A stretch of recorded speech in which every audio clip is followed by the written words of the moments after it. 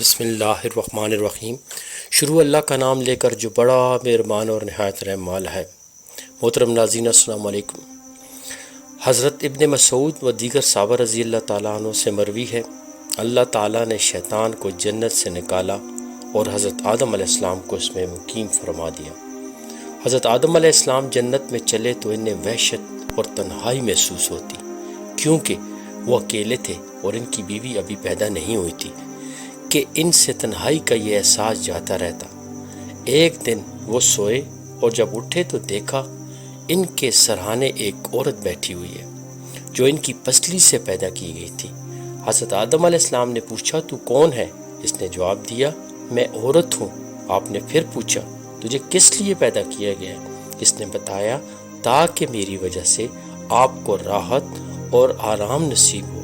پھر فرشتوں نے حضرت آدم علیہ السلام کی وسعت علمی کا اندازہ لگانے کے لیے پوچھا اے آدم اس عورت کا نام کیا ہے؟ تو آپ نے بتایا اس کا نام ہوا ہے۔